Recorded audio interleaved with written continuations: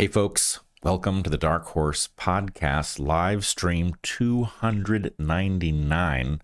Yep. That's wild. Right on the cusp. Right on the cusp. I'm Dr. Bret Weinstein. You are Dr. Heather Hying. The universe is still here, and we are going to talk about some of the things in it, including the Nick Fuentes situation, which is a powder keg no matter how you slice it. I don't think you slice powder kegs. Not if you know it's good for you. That's a good point. I will unmix that metaphor and come up with a better one. Yeah. So we're here today. We did a 3-hour Q&A on locals last weekend that I thought was pretty great. So if you're considering joining us on locals, do that. All the Q&As in the past are up. We talked about, among other things, colorblindness and tetrachromats, and had a lot of fun with that conversation. That was wild and very insightful. I can virtually guarantee that no matter who you are and how much you've thought about that topic, this will introduce some new stuff. Yeah. And we're actually going to be off next week, but we encourage you to check out Inside Rail episodes, as always, including, maybe especially, the most recent Inside Rail, in which Bret talks with Wisconsin Senator Ron Johnson about 9/11. So that's a pretty remarkable conversation, and we encourage you to go check it out. And I would just point out, obviously, religious perspectives differ. But the fact is, if you have a religious perspective, it might just be that somebody wanted us to have this conversation because he put us together in the woods, which is how the conversation came to be. I have no idea what you're talking about. He put us together in the woods? If you believe in a someone or other organizing events down here on Earth or shaping them or influencing them, then the fact of our running into each other, that is to say, you and me and Ron Johnson and his wife in the forest, totally by surprise, is what led to that conversation. So it was either serendipity or divine providence, or I don't know, maybe you have some other epistemological way to address such things, but it was pretty wild. Forest sprites. Forest sprites, that would be another.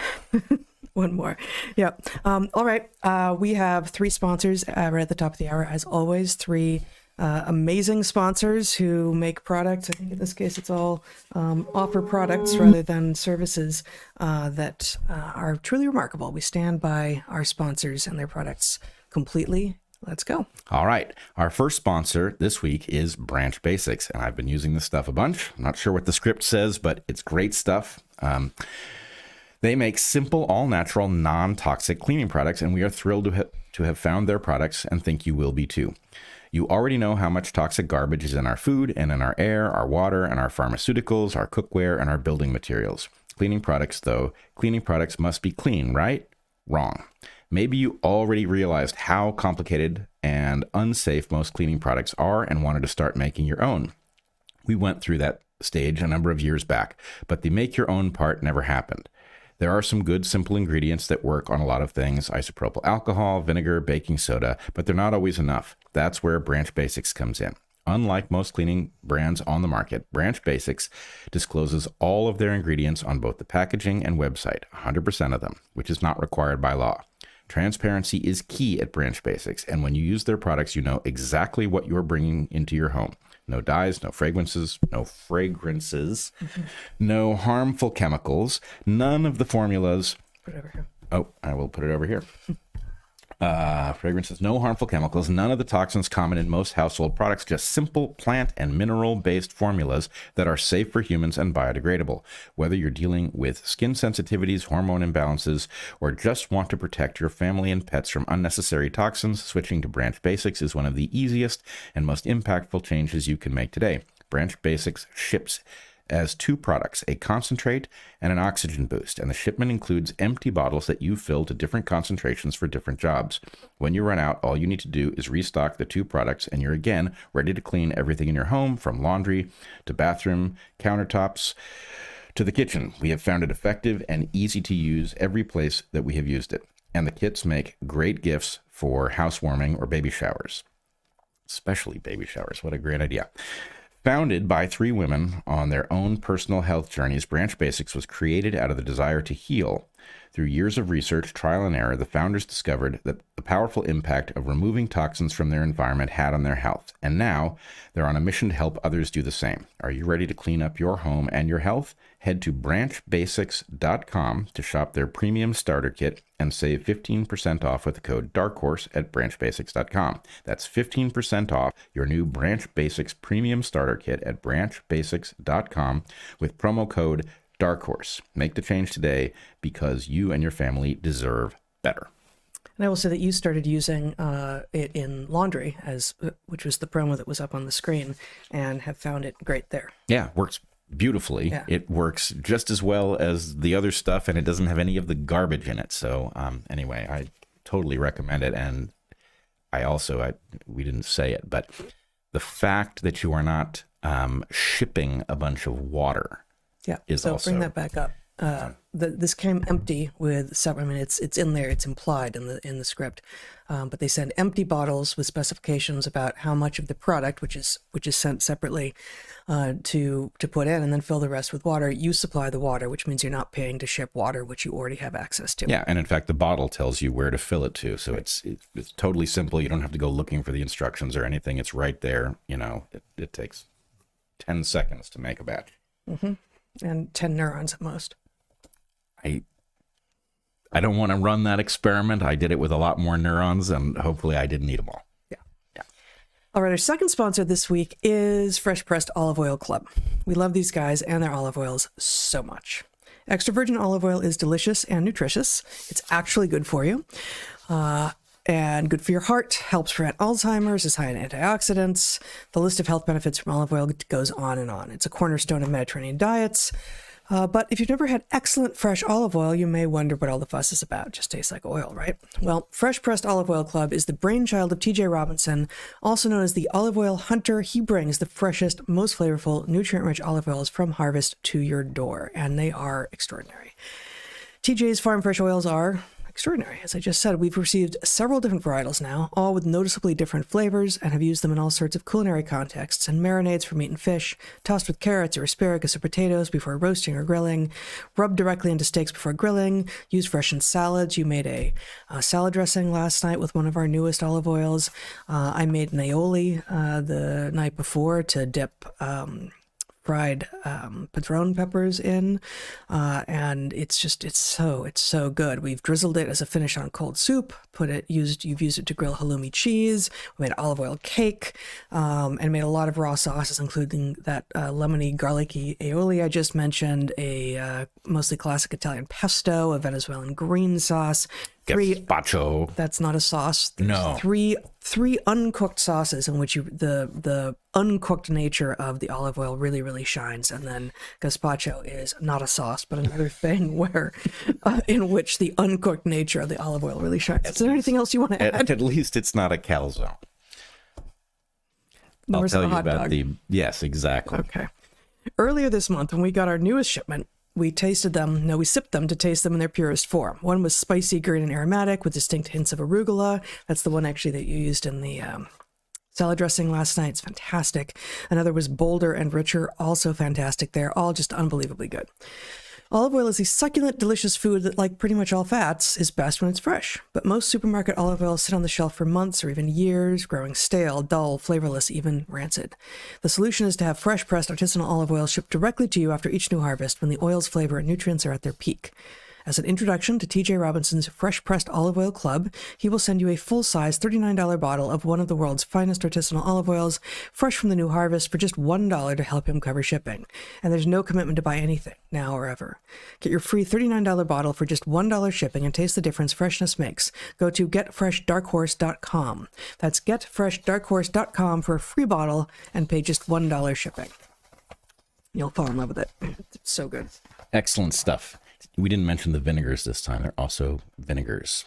There have been. I don't know if there still are. We haven't heard word. But well, if there are, check those out too. They're really good. Yeah, but olive oils, Fresh Pressed Olive Oil Club, getfreshdarkhorse.com. Really extraordinary.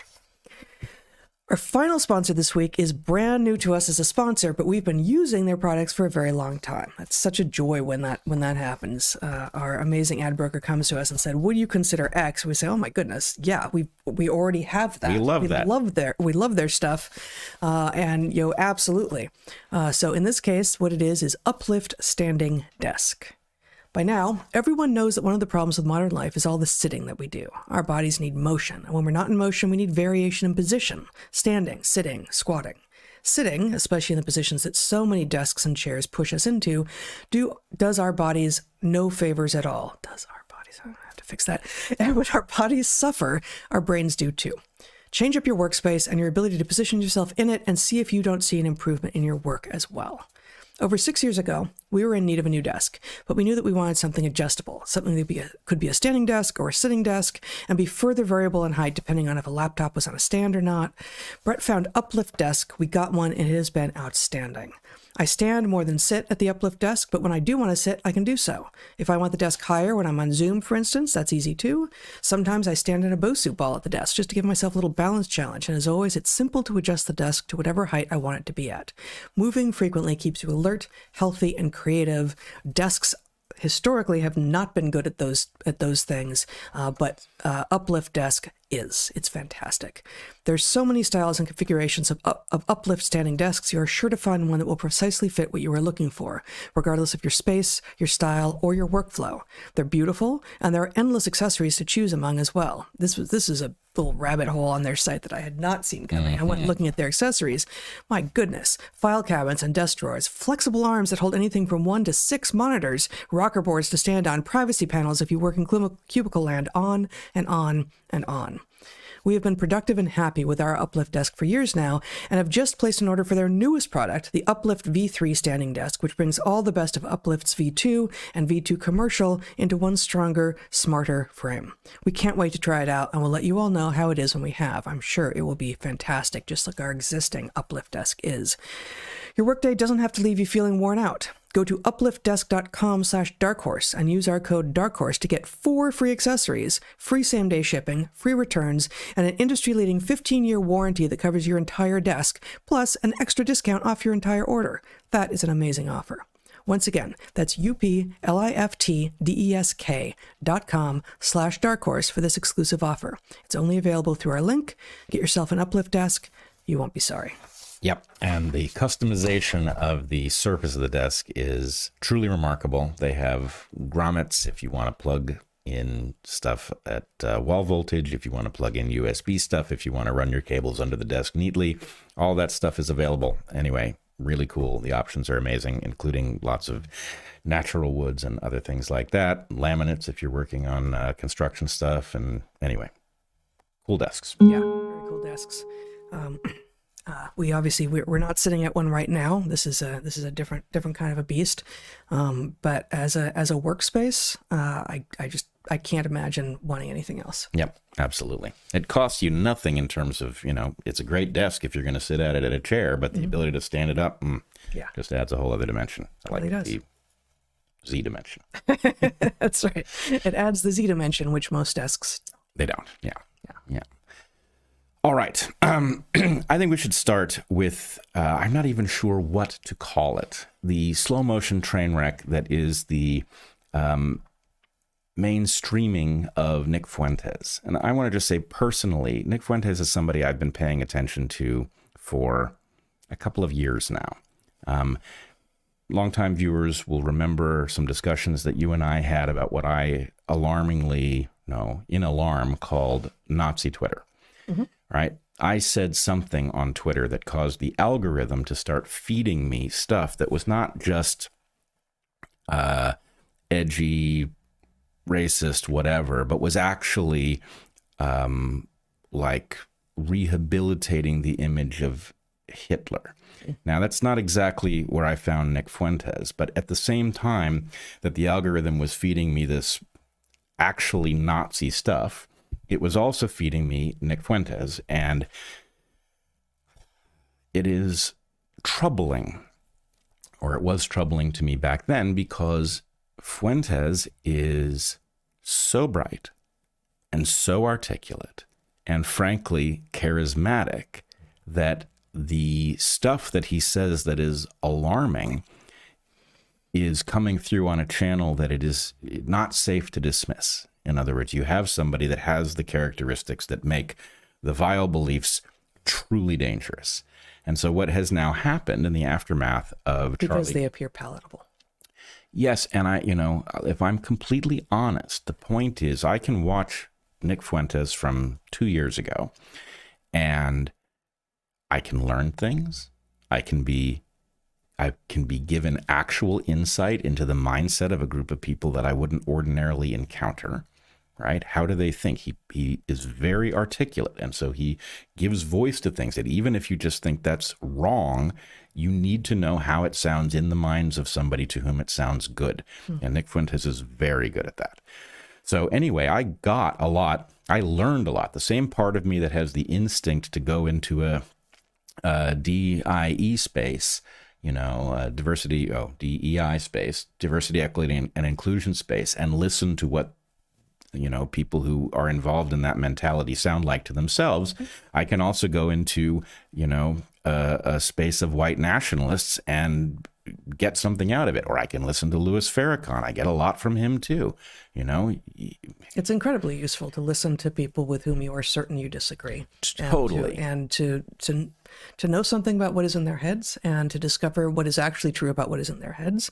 Not only to become familiar with their arguments and the ways that they think, but also to find out to what degree what is in your head about what is in their heads is or is not accurate. Right. And the fashion of the moment on seemingly every side that you are committing a sin to even listen to somebody with whom you disagree is preposterous. It's a mistake.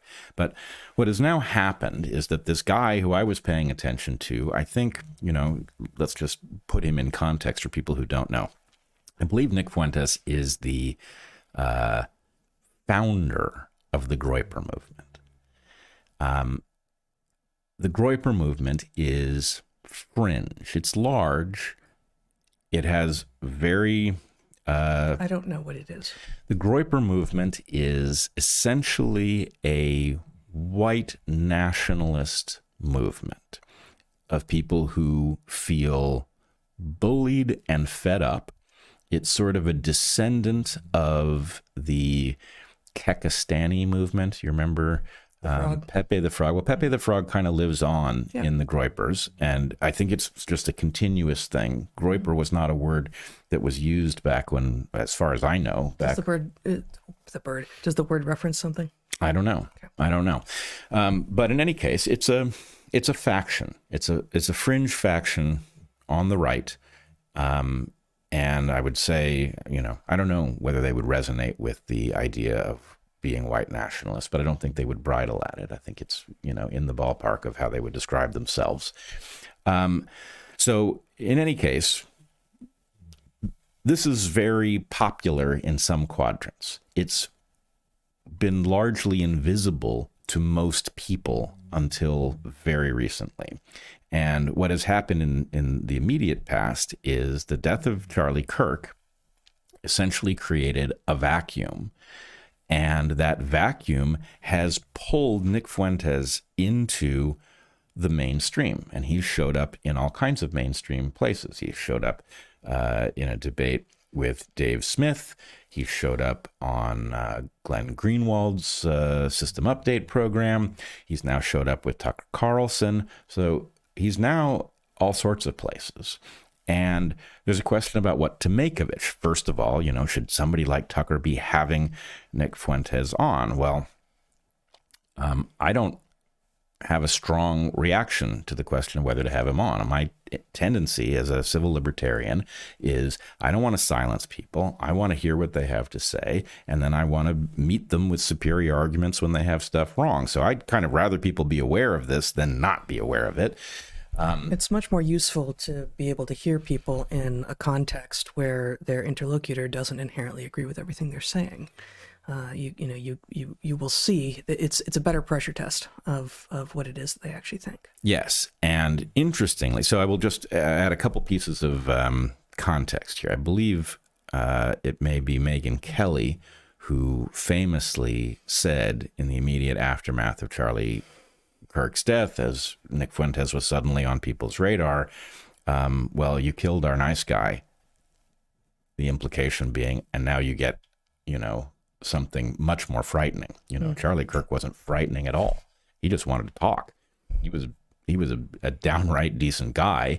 And there's a question about what Nick Fuentes is and, what role he plays in the future now that, charismatic spokespeople for conservatism has lost its star. Okay, so what I want to do is I want to show a couple of things. I want to show a rather long clip, which we will interrupt, from the recent Tucker Carlson interview, which actually told me things about Nick Fuentes that I did not know, that actually changed my understanding of who he is and what things are about. And then I want to show some of the stuff that causes people to be frightened of his ascent and causes people, rightly or wrongly, to not want him heard in public. So let's start with the Tucker Carlson interview. This is early in the Tucker Carlson interview, and I will just say I have not finished the interview. I don't know what remains toward the end of it.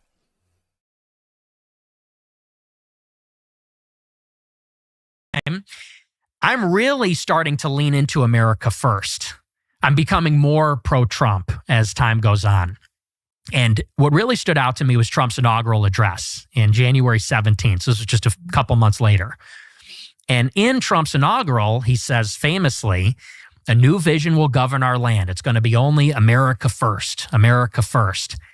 And I said, that's me. Like, that's what I believe. Yeah. I'm an American nationalist. Me too. Fully at this point. Not even a conservative. And there was one describing his initial evolution. What you don't see here is he's talking about the fact that he's a freshman in college and he's hearing Trump, and Trump sounds refreshing to him. So he's talking about 2017, not 2025. Exactly, 2016, really. The inauguration is 2017. Yeah, that's true. Okay, so he's describing this evolution. And I should just say, I forgot to mention that Tucker Carlson and Nick Fuentes had a famous beef over the last 6 months where they were literally each accusing each other of being CIA and things like that. Mm-hmm.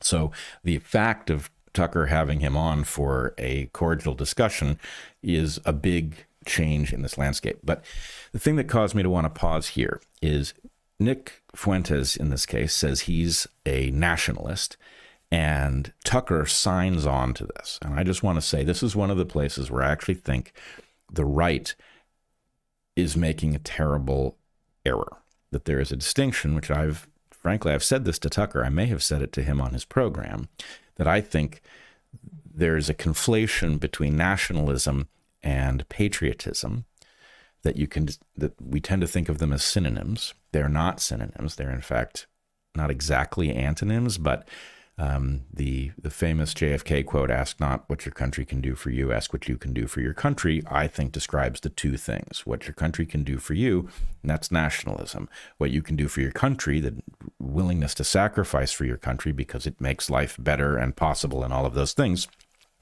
is patriotism. And so I would urge those who hear nationalism and they think, yes, my country is important, think about whether or not what you're reflecting is nationalism or patriotism, and please consider making that distinction carefully. Well, and I don't think the framing that Trump apparently made all those many years ago, America first, is inherently a nationalist position. It's not. It's potentially quite a patriotic position. I agree, and I would describe my position as America first, and it doesn't mean, all others be damned, but it means we have no choice but to live as citizens of countries. This country has been very good to me, to you, to our family, and a willingness to sacrifice for it, I think, is perfectly reasonable. And to put our own interests first, the interests of the United States over the interests of other countries when the country is making decisions about how best to spend resources, for instance. Any country that didn't do that would be making a mistake. It is leaving a vulnerability to its competitors. So yes, I think America first is a very reasonable, and it's strange that it even needs to be said, We'll see more about But why. in saying it, it comes to be mockable as if it is extreme when it is in fact not extreme at all. Right. It's like the idea of borders. Like, as if open borders is the null hypothesis for what normal people believe in. It's like, no, actually, I don't think any normal person believes in open borders. If you take all of the immediate political context of now away and you provide them a scenario in which everyone is simply streaming into the place that they want to be the most, no matter what they bring with them. No one actually thinks open borders make sense any more than they would think that sacrificing your own people and your own stuff in service of others is the honorable position. Yeah, no reasonable person favors it. Lots of people favor it for, hidden reasons. Or are confused by the political landscape in which things are dressed up like things that they are not. Yeah, I guess I'm putting those people in the unreasonable category. They've been made unreasonable by their credulity and all. But I don't think we need to detain ourselves there. Let's just say the left has been very frightened by the idea of patriotism, I think in part because it doesn't understand the distinction with nationalism. Mm-hmm. And so it just gets spooked away from it. And, I've been saying for, 15 years, maybe 20, I'm a proud patriot. I'm not a nationalist, but this is an amazing country for all its flaws. And it is deserving of our willingness to sacrifice on its behalf.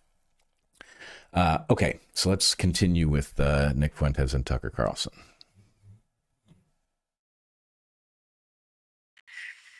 And there was one thing that happened just before that really struck me as strange. And I've told this story before. I'm not going to spend too much time on it, but suffice to say, Barack Obama in the lame duck period, so the Democrats lost the election, he's on his way out. There's a resolution in the Security Council condemning the settlements in the West Bank in Israel. And typically, the U.S. delegation will veto those resolutions condemning Israel. Well, Obama's on his way out. He's got nothing to lose. So the U.S. delegation abstains from the resolution, and it passes. And Fox News and all the pro-Israel conservatives are calling him an anti-Semite. They're saying he hates Jews. He's an anti-Semite. He hates Israel. And I saw that, and it struck me as strange because it seemed hypocritical. It seemed like how when conservatives would critique anything about race, we got called racist, or anything about feminism, we got called sexist. All Obama did was uphold U.S. policy on the West Bank that we've had since '67, which is we don't support the settlements. I said, how is it anti-Semitic to just be consistent on our U.S. foreign policy? Like I said, which is a Republican-Democrat consensus. And I got attacked for this. I wrote a big article about this. I tweeted about it. I tweeted to Ben Shapiro. I said, I've never seen anything on the Daily Wire that's actually critical of Israel. And he quote tweets me. And at this time, I have 1,000 followers on Twitter. How old are you? I'm 18. I'm a freshman. Still a freshman in college, yeah. Mm-hmm. And this is even before I started my show. And I don't know, I probably got 100 likes on this tweet. It wasn't a viral tweet. He quote tweets me and says, to accuse a Jew of dual loyalty is the surest sign of anti-Semitism.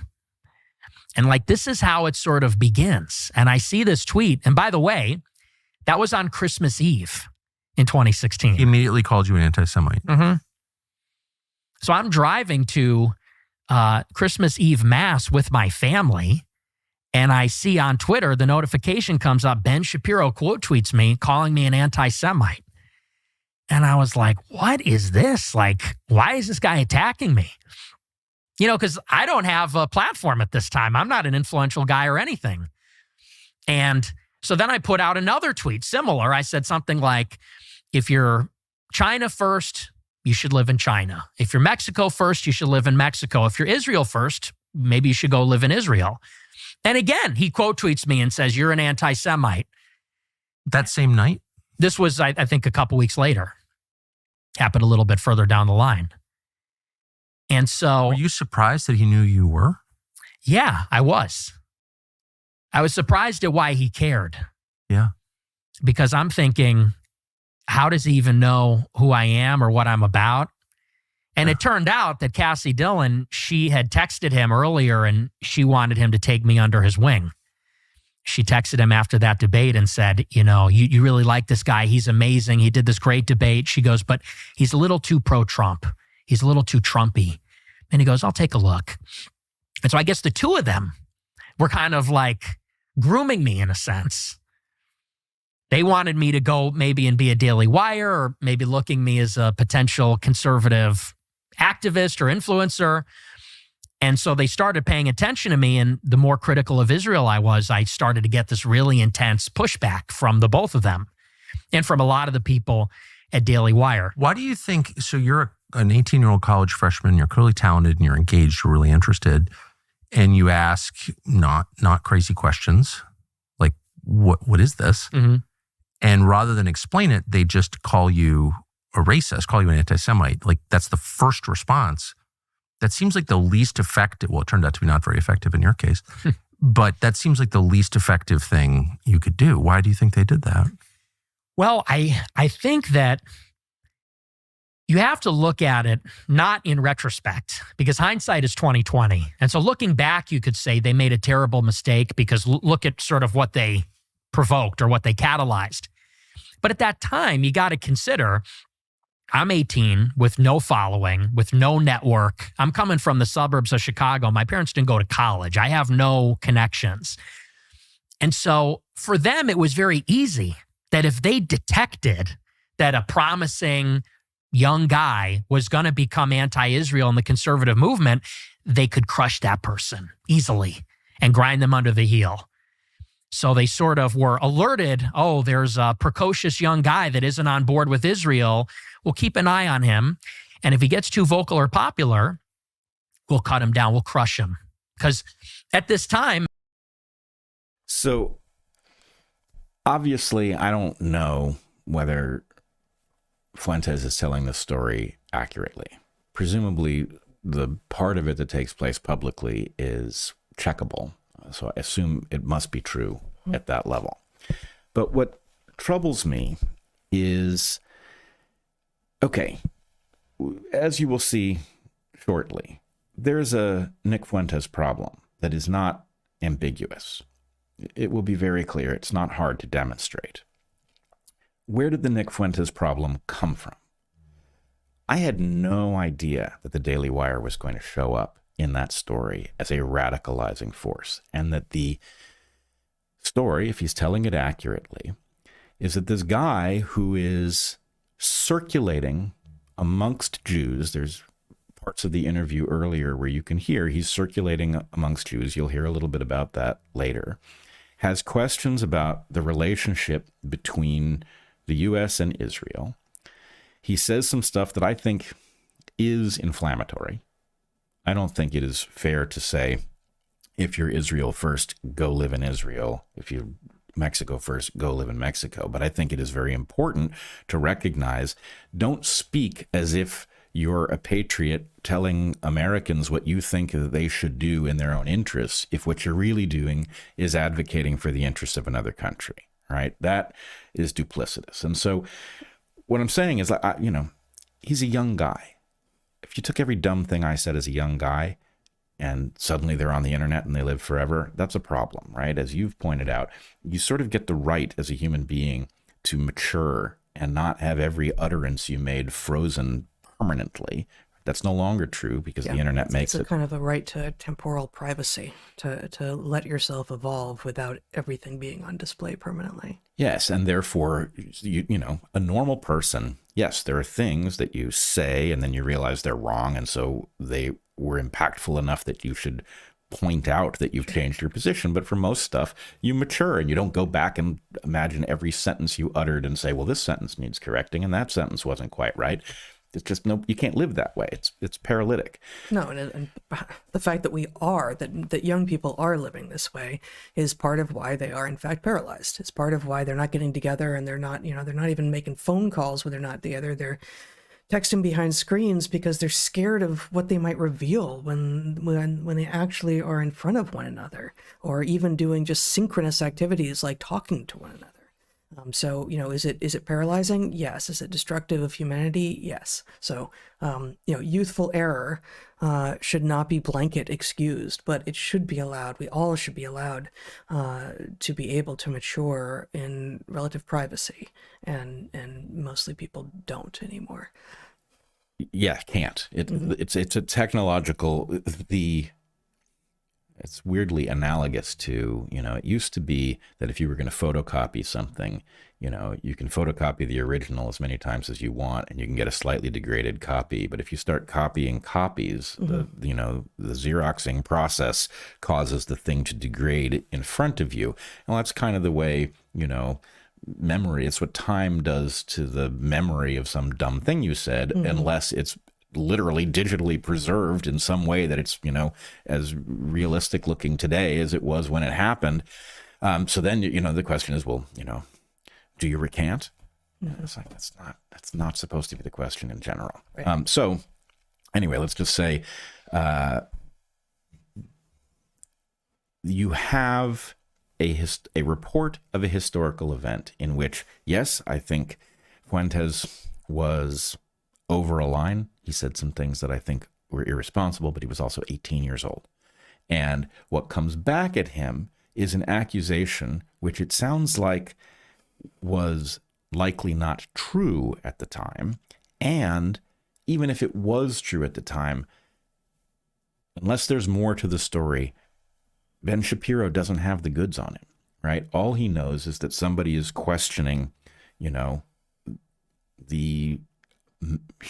are you cryptically advocating for the well-being of another state over your own state?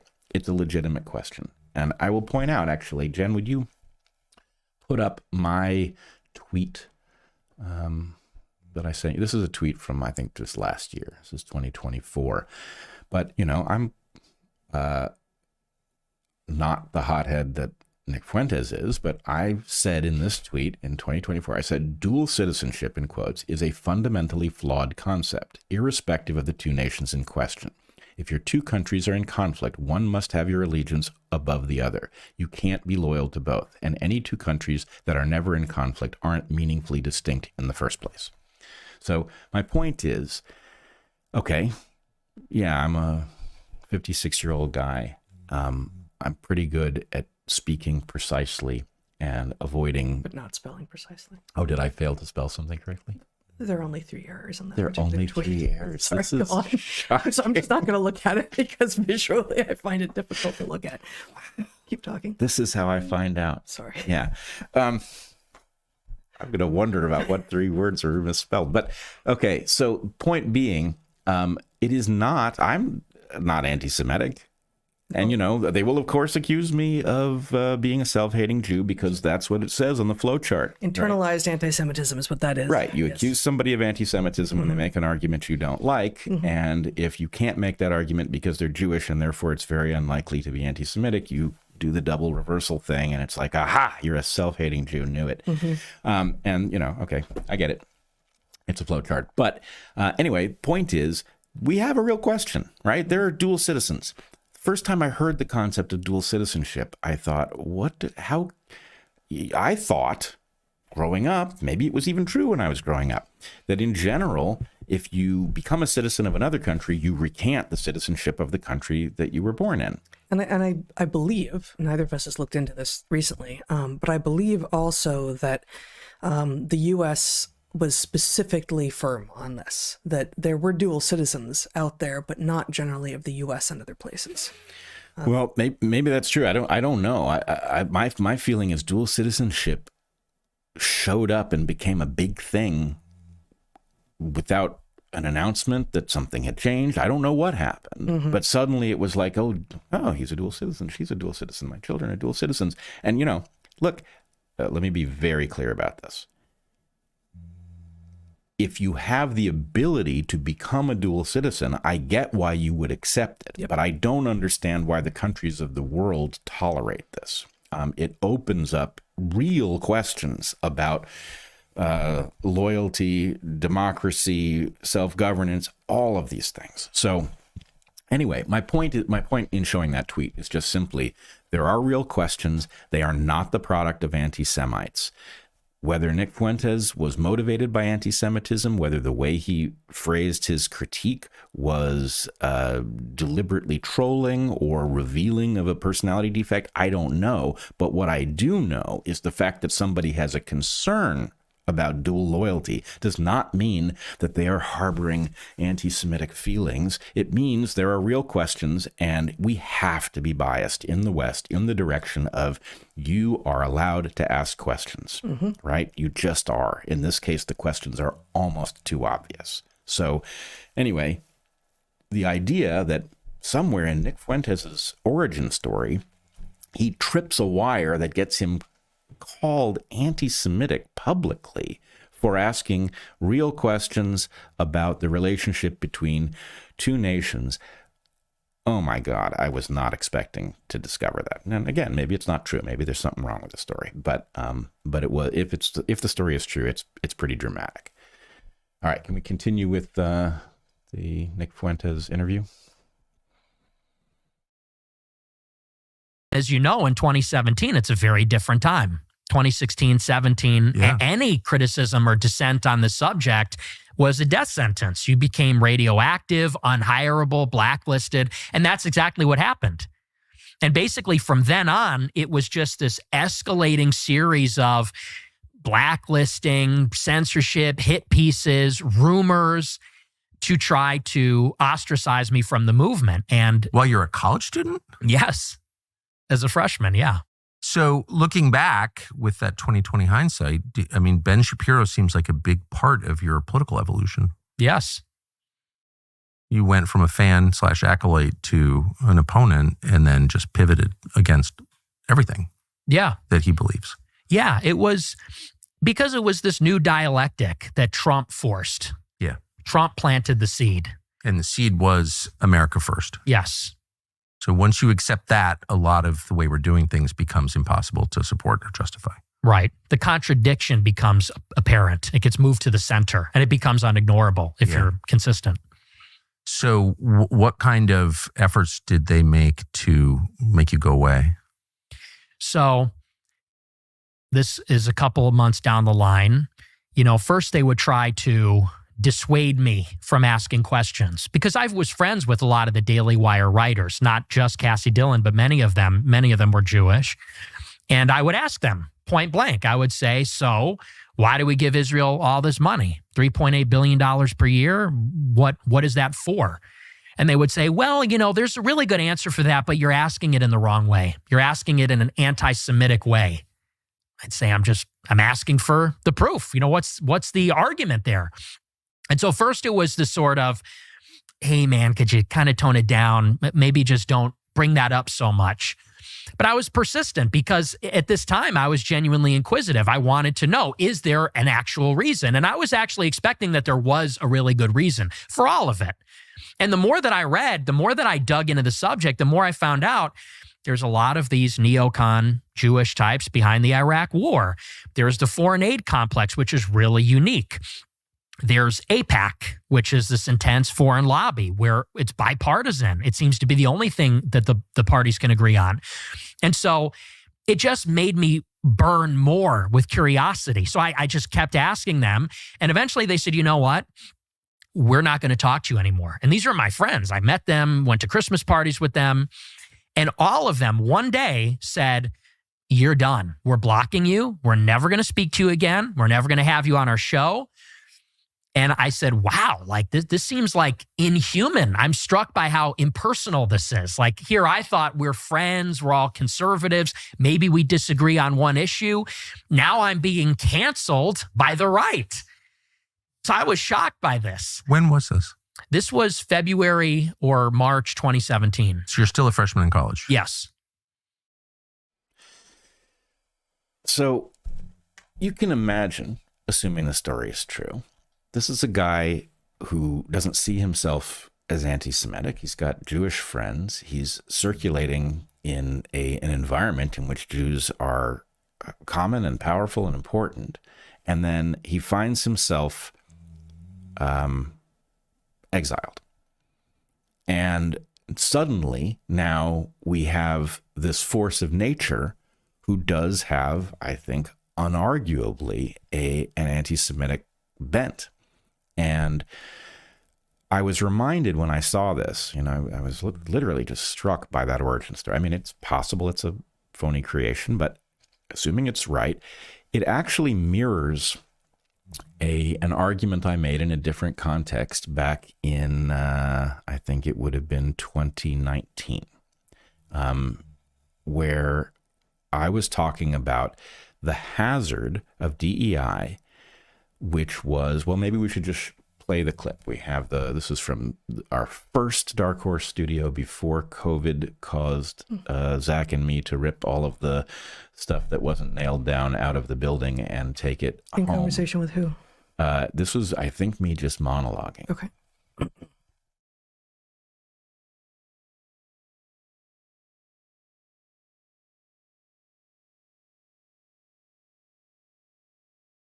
Not working. Well, I tell you what, maybe Jen can troubleshoot this. What I say in this clip is that if you back the straight white guys against the wall together, that you are creating the conditions. Got it. Oh, she's got it. All right, let's see it. Concern that I have is that the intersectionalists may end up creating the very enemy they claim they are fighting. They're going to back straight white males against the wall and speak of the devil. White nationalism will emerge from that cohort.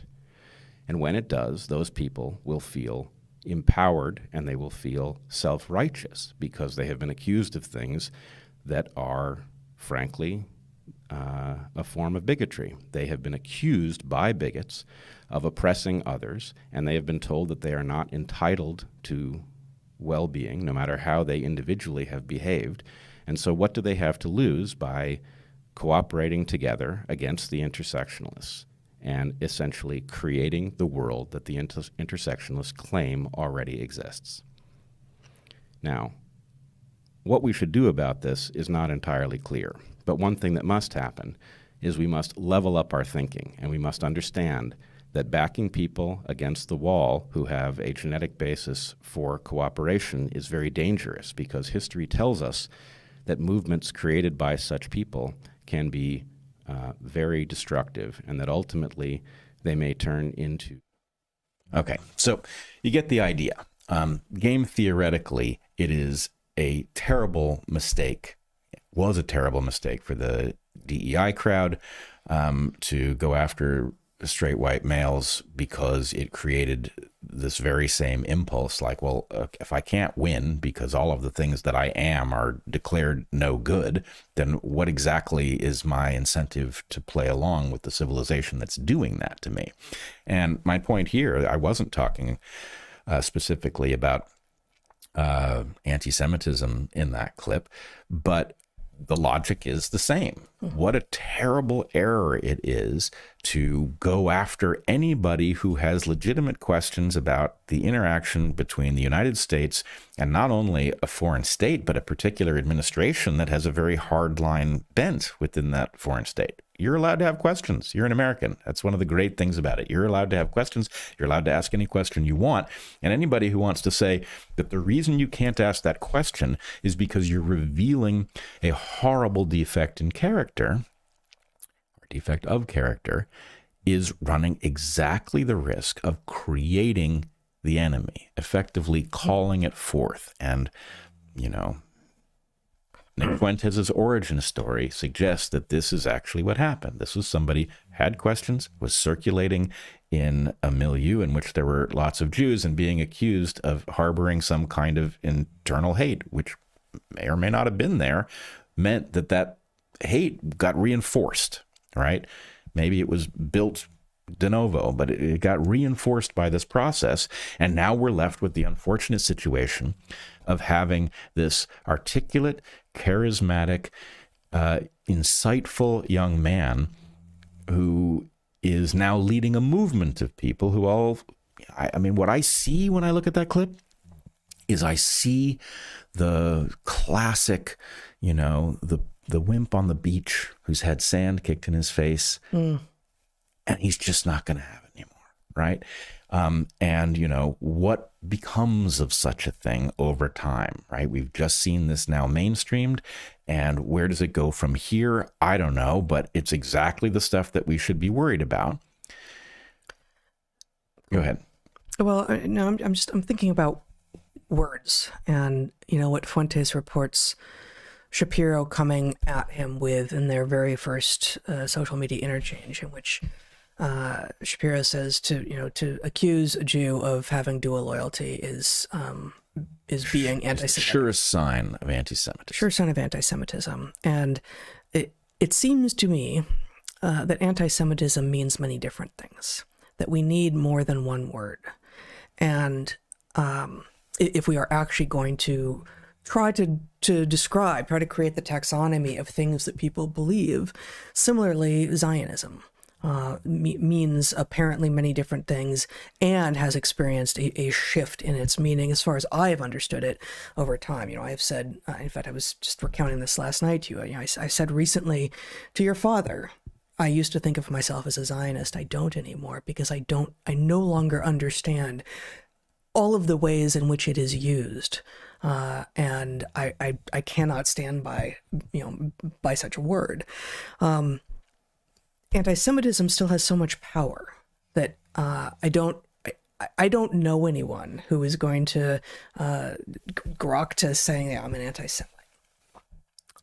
I also don't know anyone personally who's going to say, yeah, I'm a racist, right? You can say, no, I'm not an anti-racist, because that's an insane ideology, and it doesn't mean what you think it does. It doesn't mean what you're telling me it does. To go into another of these spaces, which is in which speech control is being used to win arguments illegitimately, transphobe, right? Well, actually, you just made that up, and no, not scared, but don't believe your lies. So, you want to call me a TERF? Go for it. That's fine, right? Anti-Semitism, like racism, still has too much power. It's like, well, no, I'm certainly not. But what are the various things that are met when people are accused of being anti-Semitic? If the story that Fuentes reports about his initial interchange on Twitter with Shapiro is accurate, and presumably if it's not, he will get called out, right? Would have immediately. Right.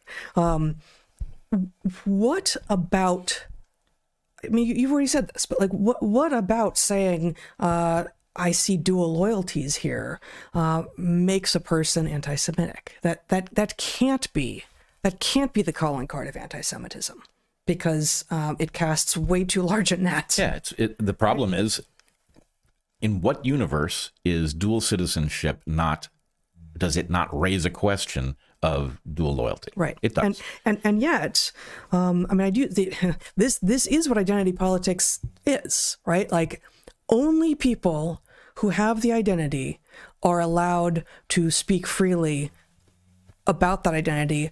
Oh, and also, by the way, because you're not of it, you will never know how we actually police inside the borders, right? So there may actually, and in fact, we know for sure in many of these cases, there isn't actually free discourse within the identity, but certainly you're not allowed to speak if you don't identify as the thing, and you're not allowed to suddenly declare yourself Jewish, even though that is a thing that people can become, unlike Black or female.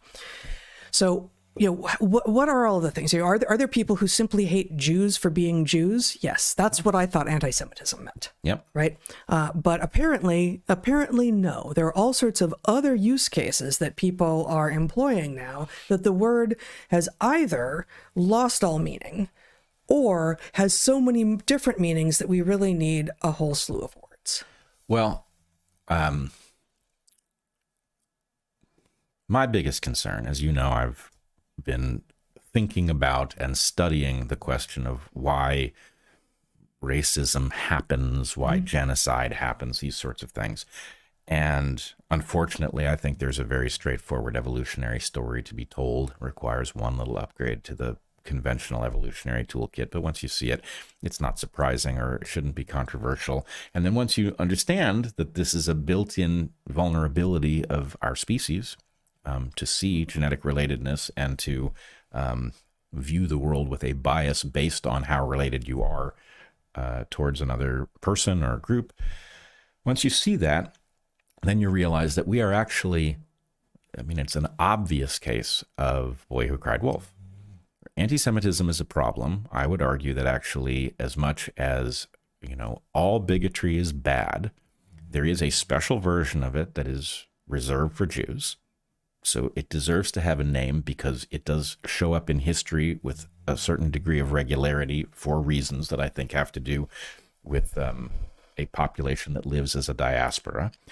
But nonetheless, we are depending on everybody who cares not to abuse the term, right? You cannot simply fend off arguments you don't like with that term because it makes them go away, because what it does is it causes them to fester in the dark. And this is the manifestation of it. Yes. And that's the more important point here. But when you say all bigotry is bad, if I try to hear that from the perspective of someone who thinks of themselves as a nationalist, a white nationalist, for instance, or thinks of themselves as an anti-Semite, I can begin to hear, if I try to get into their head and steel man what they may feel when they hear all bigotry is bad, what do you mean? Individual preferences are okay. We're all allowed to have our individual preferences, are we not? And maybe I like, dark-haired guys. Is that bad? So now I'm making a group assessment. And how about if I say, actually, I'm a Christian, which I'm not, but I'm a Christian and therefore I'm looking for someone who's Christian. Does that mean that I am bigoted against potential mates who are something else? Well, you could use that framing, but so as you segue from the individual to the population level, where does preference end and bigotry begin? Well, I very deliberately did not say discrimination for exactly this reason, because there's good discrimination, bad discrimination, and then there's stuff that's ambiguous, but you're entitled to it. Right. Bigotry is a unfair bias, right? You're allowed to have preferences, but the idea of a structural built-in preference against some population is, I would argue, inherently bad. So bigotry, but the borders are the borders are impossible. I don't think Polish jokes are a thing anymore. But when we were kids, Polish jokes were the thing. Oh, right. And one of my best friends in high school ended up being of Polish extraction. But until then, I was like, I don't know why everyone makes fun of Poles. I really have no idea. And the jokes usually aren't funny. But I don't see anyone getting particularly upset by it. We didn't make jokes about black people because we had obvious recent historical things in front of us. It's like, that's not cool, guys. It's not that it was illegal. It's not, but not so much. Well, I'm not arguing bigotry isn't protected. I think bigotry is protected. Yes. I'm just saying bigotry is bad. Discrimination includes bigotry. So there's bad discrimination. And then there's lots of discrimination. You're entitled to have whatever preferences in a mate you want. And one of the absurdities of DEI was that, for a while, they were trying to tell you that you were required to be attracted to, trans people or whatever. And it just, you don't get to dictate that. But okay, so there's a Boy Who Cried Wolf issue where anti-Semitism, because of recent history, is so potent an accusation that it's like, it's a super weapon. It's a cheat code to make arguments that are legitimate go away. So it gets used ubiquitously. And I must tell you, as a Jew, as somebody with Jewish children, I am horrified to watch the concept robbed of its meaning by abuse, because what that does is it opens the door to some massive historical anti-Semitic event, which is, it's unthinkably stupid to do that. So here we are. Now, I do want to go on. We've now looked, that's probably more Nick Fuentes than you had encountered till now. Is that true? Yeah, I've been seeing the name for many years, but I didn't know what he looked like. Okay. So now you've seen, articulate, interesting, likable, insightful, all of those things. Okay. Now I want to show you the is it Mr. Hyde is the dark side of Dr. Jekyll. Let's show you that side. Okay.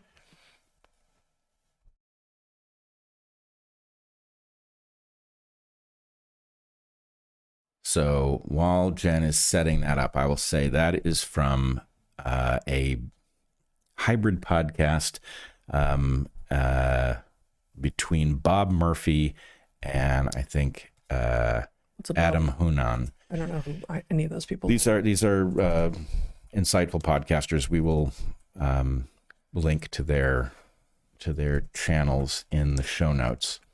And it's forbidden for the same reason. And I'm finding it more and more. And that's women. If you try to challenge the power of women, and I mean really challenge it, I don't mean you go out there and you're one of these like medieval knight LARPers. You're going out there and saying, my fair trad maiden, my shield maiden is traditional and she's very submissive, but she also tells me what to do. I'm not talking about that. I'm not talking about these like Christian simps. I'm not talking about these crypto feminists, these Catholics where their wives run their. I'm talking about if you really challenge women, you really challenge the power of women. And that's as simple as going to women and saying, hey, shut the up. We don't want to hear you talk. I'll let you know when I want to hear you talk. I don't want to hear you talk right now. So shut the up. When you really have a guy that's out there challenging women and telling guys to challenge women, it seems like that is almost just as much of a forbidden subject as talking about the Jews. And it is, you also have equally the same amount of obfuscation. What I mean by that is when you talk about who runs society, people are always doing these gymnastics to say, well, it's not really the Jews. They'll say that it's satanic pedophiles. They're just blaming the Jews, or they'll say it's globalists, or they'll say it's leftists who happen to be Jewish. They're always contorting themselves. They're sort of admitting there's a problem. They're admitting the problem, which is that a minority that hates us is running society in a conspiratorial way. Everyone knows it. Everyone knows what's up. But they have to come up with these like convoluted theories to obfuscate the reality and say, really, it's something else. And the same thing happens with women. Because guys get to a certain age and they're like, you know what? Women suck. Like they're talking too much. They're not hot anymore. Like you're fat, you're chubby, you're not as hot as you think you are. You talk too much, you're a bitch. Why do you have this job? You don't know anything. You're an idiot. You're like, you can't tell me anything I don't know. As a matter of fact, you couldn't name 5 countries. You couldn't tell me what continent China's in. How do you have a job? How are you getting paid? You say that, everybody kind of realizes women need to be taken down a peg. Women are in control. Women are running our lives. They're clearly not up to the task. They need to be taken down a peg. And equally, just like the obfuscation with Jews, you have all these people saying, no, that's not the problem. The problem is modern women. They say it's all these degenerate modern women. You need to find yourself a good girl who's traditional and Christian and conservative. It's like they're telling us what to do too. They're talking way too much too. Half the time when you go on Twitter and you have some stupid wagging her finger in your face, she's a Christian. She's got a Proverbs in bio. She's got a Bible verse in her bio. People say, no, it's just those degenerate, modern, left-wing, blue-haired feminist girls. I want a good trad Christian girl.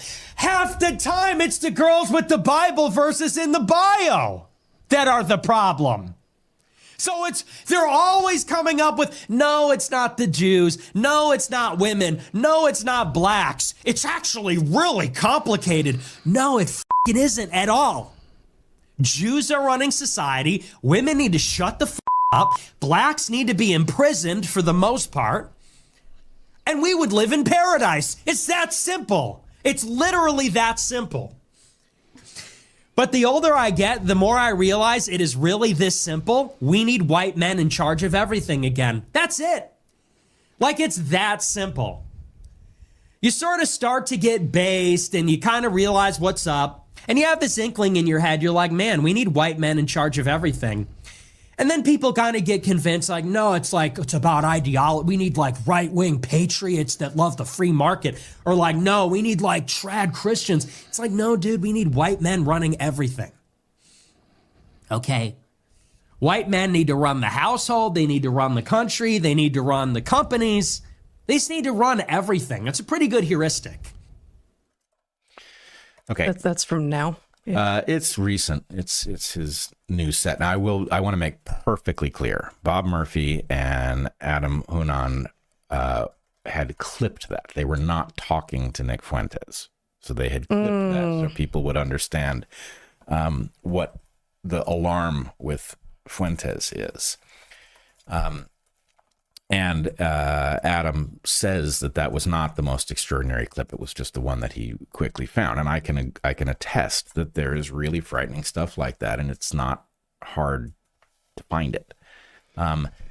So obviously, I mean, it's sad in part. I mean, just forget the bigotry. Yep. But the craving for the static solution, the simple static solution in a complex world, where simple static solutions will never work in a complex world, is this naivete that is, in fact, a big part of what has gotten us into these messes. And it just won't work. And so, obviously he appears to be not just well spoken, but actually smart in the Carlson segment. But he's still young. He's in his 20s yet. So there is an arrogance and an assuredness of one's solutions to complex problems that when one has still not lived very long, and I'm sure he feels like he's not young anymore, but he is, that he is not yet understood. But really, even if that solution seemed right under some circumstances, which it doesn't to me, but even if it did, the idea that that's the solution, it's that simple. To say anything is a simple solution to a complex problem and that it will be forever is remarkable. Right. And it elides. What even solution are you talking about? You're talking about an end state, and you have not. Yeah, it sounds like he wants to solve all he will solve all the problems by simply putting white men of, Christian men, he doesn't say, because spicy white doesn't work, apparently. Right. But so let's just say, he's very smart. He's very young. If the story he told on the Carlson podcast is right, he had a radicalizing shunning from polite society, based on questions that I think he was over the line, but not that far over the line, and accusations that it was about a defect. So then imagine, I have to also tell you, there's a part of this that unfortunately resonates for me because of what you and I went through, right? This idea that you're embedded in a community and then suddenly, something happens and it's ready to pretend you're a frickin' witch when it knows better. And it's like, what just happened to all you people? Why do you sound like that? Like, weren't we friends? Weren't we going to parties together? Right. And so anyway, that does something to you. In our case, I think what it did to us is honorable. I'm sure there have been mistakes over the past 8 years or whatever, but I think it radicalized us, but it radicalized us honorably and decently. But you can imagine on the other side that suddenly everybody turns on you, they block you, he loses his job. So he loses the program that he had gotten. He's shut out of his personal contacts, right? He's being treated like a pariah for having asked questions. And then he finds that there's a ready audience, of course, as I more or less predicted in my little rant there. He finds a ready audience of people who've had similar experiences or feared that they would if they said what they really thought. And so now he's in the situation where the more his niche is like the most extreme, articulate, and intelligent person, right? He owns that territory, right? And so the more outlandish and despicable he becomes in this direction, the louder the cheers get. The attaboys, the amplitude goes up for him, like, blazing new ground over in this white nationalist area. And I guess, the punchline of the whole thing is he hasn't been given reasonable options, right? He's been given knuckle under and don't ask certain questions, right? He's been given do what he's doing and make a living, in fact, make a great living. And then, suddenly, there are all sorts of people who want to talk to you. And so I don't think I understand that he hasn't been given good options take. There are many things that people can do in the world. Well, there are many things you can do in the world, but when somebody tells you, hey, why don't you go find something productive to do, but don't ask these questions, right? What does a person with self-respect do? Mm-hmm. I mean, I tell you, my instinct is... Right, and it's not that, oh, by the way, you might run into some things. We hope that you won't go there. It's, I'm already asking these questions, and I'm running into barrier after barrier. Right. And you're turning up the heat on me, and suddenly I'm losing my job and my friends, So the point is that it reinforces whatever suspicions he might have had. So anyway, I don't want to harp on it too long. You've seen Dr. Jekyll and Mr. Hyde. Believe me, I'm troubled by the fact that Nick Fuentes is filling the vacuum left by Charlie. And, oh boy, does seeing that second clip of Fuentes make me miss Charlie all the more, because this is exactly the inverse of what Charlie was, right? Charlie had love in his heart for, the trans person who gets up at the mic in order to embarrass him. And he welcomed the questions and he addressed them. He took them seriously. And he was also young. So youth is not an excuse. Yeah, it really isn't. Anyway, I guess the last thing I would say is, in reviewing this, I was reminded of what Ben Shapiro said in the aftermath of Charlie Kirk's death, where he said that he intended to pick up Charlie Kirk's bloody mic and carry on the mission. And my thought was, you can't. Mm-hmm. You don't have the characteristic that made Charlie capable of it. Charlie picked up your mic, Ben. And he went to campus, and instead of belittling people, he invited them to challenge him, and then he met them on a level playing field. And it was a unique characteristic to be able to do. But anyway, to find that... Yeah, I mean, I think, obviously, I didn't know Charlie, but what you have said, what others have said, what we've seen in the, the vast library that he leaves behind, is that he... like you, like me, like Jordan Peterson, like many people, actually are fundamentally interested in humans and in the personal stories and experiences of anyone that we meet. And that is just an individual approach to humans, which is so much more expansive and wonderful and, I guess, productive, but just enjoyable to live your life that way. You learn constantly, because no one else has, there are no two identical human lives. And, we can aggregate, and there are true things that you can say about men versus women. There are true things that you can say about Jews versus Christians, maybe beyond what is written into the fundamental texts. There are true things that you can say at population level analyses. And of course, population level analyses is a lot of what the kinds of science that we do depends on. Evolutionary biology, ecology, these are population level disciplines that require that you make generalizations about things and recognize that there will be outliers, there will be exceptions, that sometimes you think you see a pattern when you don't. But ultimately, the population level analyses are in service of the recognition that those populations are filled with individuals, all of which are different.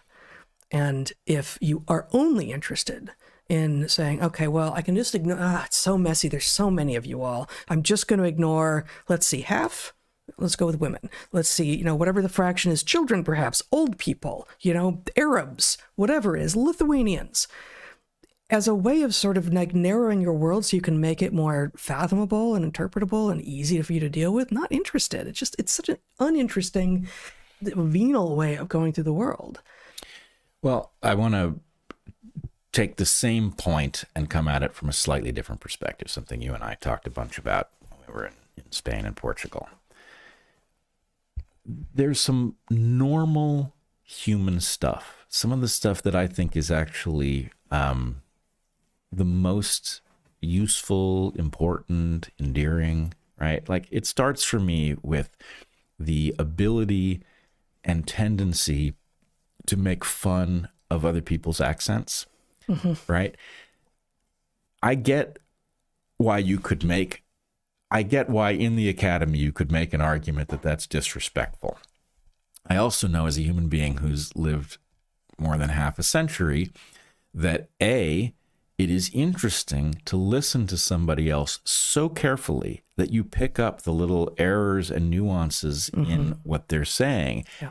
I can tell you from every place where I have lived or worked or traveled where a different language was spoken, people are always fascinated to hear their own accent reproduced by people from a different culture. It's funny to hear British people talk as if they're Americans. It's so important.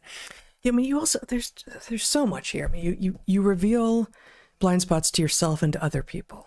Like, I remember being in Ecuador, and, as we have said many times, neither of us is fluent in Spanish, and we wish we were, and we blame ourselves for not being, but we're not. We can do well enough, but and we've been around. We spent a lot of time in Spanish-speaking countries, and so we hear the differences.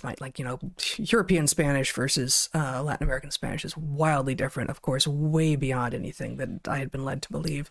But we had spent a lot of time in Central America, and then we started going to Ecuador as I started leading study abroad trips there, and in Ecuador, the double L sound in the double L in words like ardilla, which is French for squirrel, Spanish for squirrel, is always pronounced with a j. It's ardilla.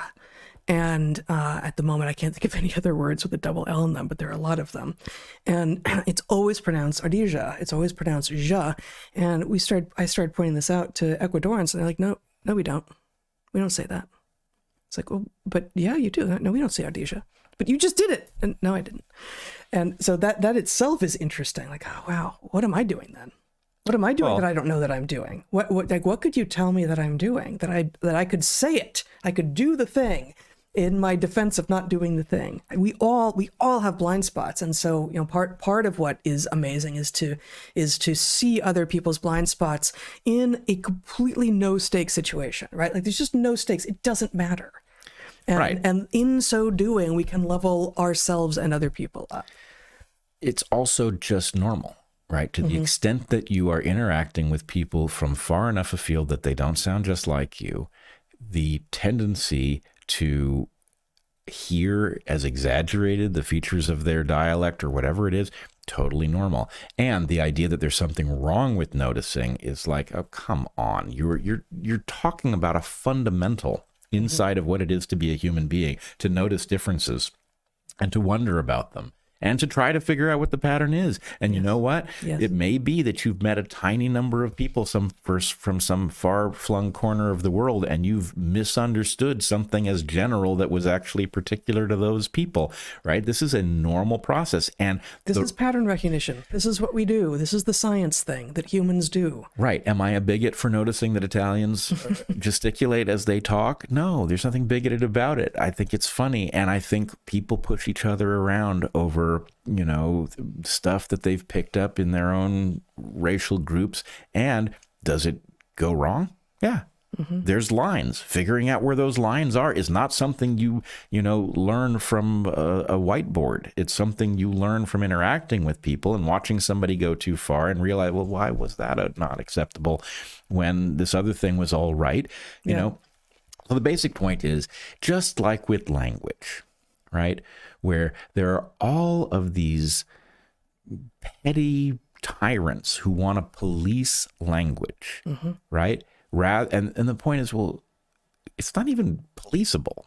You know, you can occasionally put something off limits, but in general, That's not how language works. Language evolves. And so like, oh, it changes? Well, then let's change it. You know, no, sorry, that doesn't work that way. And we have a utterly amazing, largely still mysterious toolkit for navigating these things. It's humor, right? Like we make fun of each other. And, you know, oh, that's bullying. Well, I don't know that it is or it isn't. But the point is making fun of each other. You know, I get to make fun of you. You get to make fun of me. We therefore find out what can be seen about us. These are normal processes.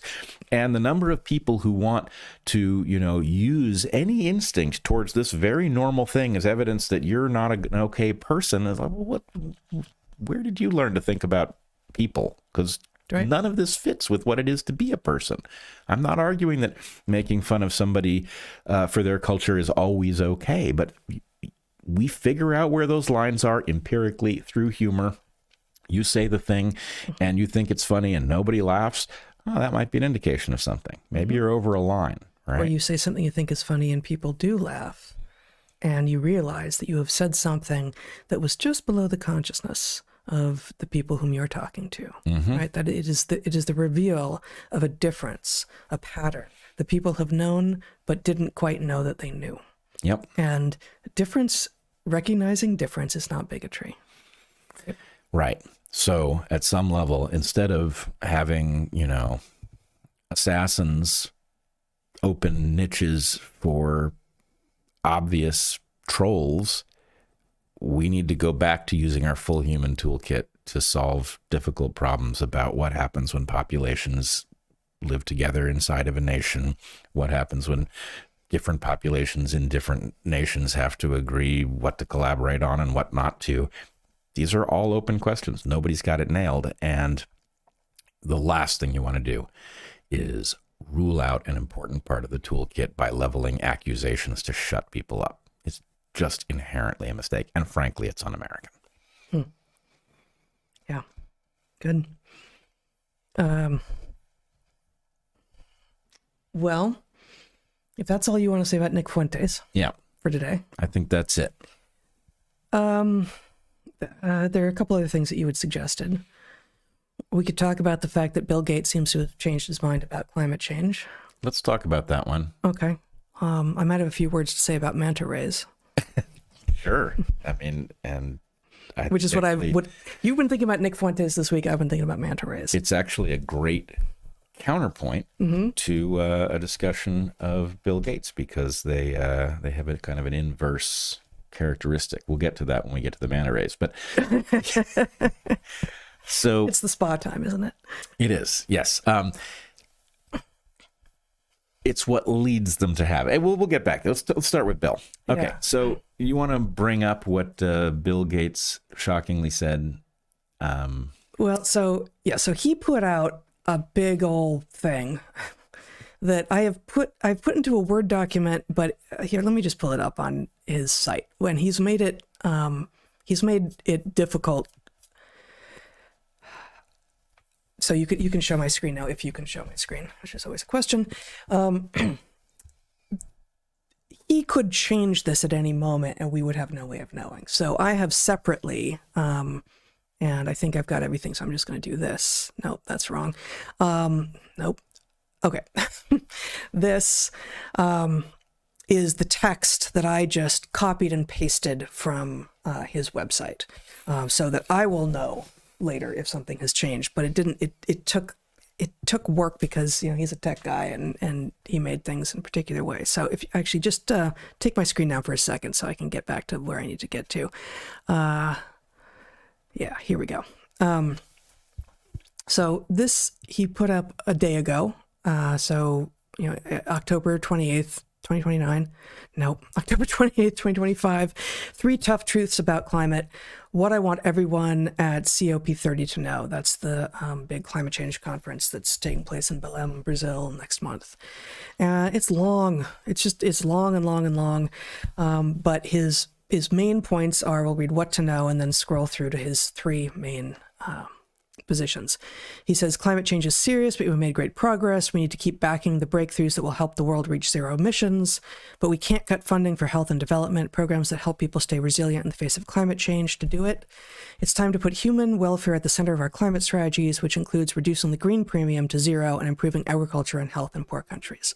So just a couple of translations there. The green premium is how much more it costs to do things in ways that are considered green as opposed to not green. So for instance, there's jet fuel now that is being made in a way, or burns in a way, I don't actually even know all the ways that it is supposed to be better in terms of carbon emissions than standard jet fuel, but it costs so much more than standard jet fuel, and that difference in cost between the standard and the, better for the climate maybe product is the green premium. So he wants to reduce the green premium to zero, assuming that the products in question are actually better for the planet. Yes, great, fantastic. I don't trust this man to know what's better for the planet. Well, Bobby Kennedy has said, show me a polluter and I'll show you a subsidy, I think is the way he phrases it. And so the point is, it is inherently true for reasons of trade-offs that a fuel or any other technology that is more climate friendly will cost more to make. In other words, the market chooses the most economically efficient thing to produce. If you're choosing either, you don't need to do anything because the most economically efficient thing is the best for the climate, but in general it won't be. And so there will always be a premium. And the only way to neutralize that is to subsidize. Well, not inherently, because technological progress exists. Now, I am not a techno-optimist, as you know, and I do not think that we will solve all of our problems through advancements in human knowledge. There are some just impenetrable barriers, but some of the green premium exists because we have not yet discovered solutions that could exist without the cost that we are currently paying. Well, the only reason that I'm speaking in an unnuanced way is because, if I understood you correctly, he says reduce it to zero. So reduce it is something you can do through technological advancement. Yes. Reduce it to, in fact, technological enhancement will naturally go there because inefficiencies, a pollutant is an inefficiency in a production cycle. Yep. And, the media response to Bill Gates is, oh my God, he's changed his position on climate change. But even these top 3 bullet points that we just shared doesn't sound like much of a change. In fact, the second bullet point, but we can't cut funding for health and development programs that help people stay resilient in the face of climate change to do it. That sounds to me like he is admitting that this is a totally self-interested position, that he is seeing efforts to reduce carbon emissions as cutting into his efforts to get, all of Africa vaccinated against whatever his newest thing is. And you see in what he's written here throughout this, a focus on exactly what we have come to know that Bill Gates is focused on. Things, health and development, so-called health and so-called development in developing world nations, in which most of his solutions require, high-tech interventions, giving people solutions that require constant handouts in the form of, GMO seeds, for instance, and vaccines for everyone, including for the frickin' cows to reduce their farting. It's truly a remarkable set of solutions that he's got proposed here. But he says here, unlike what he has said in the past, there's a doomsday view of climate change that goes like this. In a few decades, cataclysmic climate change will decimate civilization. The evidence is all around us. Just look at all the heat waves and storms caused by rising global temperatures. Nothing matters more than limiting the rise in temperature. And then he says, fortunately for all of us, this view is wrong. Now, he sounded like those people in the past. So This sounds like a reversal, but I think it's just self-interested. And he's got 3 big points in this, and they're hard to find because this is a kind of ridiculously formatted document that he's got. One, climate change is a serious problem, but it will not be the end of civilization. Okay. We will, reasonable people will disagree as to, how serious the problem is and how you're defining climate change and whether or not carbon is the problem, how much of the change that we're seeing is anthropogenic, how much of it is due to Earth systems and larger solar system and galactic systems that we actually have nothing to do with.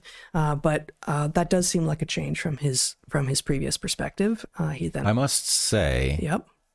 As much as I think climate change is a scam, as it is currently delivered to us, far from our most important problem, delivered because of the solutions that it suggests are mandated. I don't like the idea of him reversing course and say, but it will not end civilization.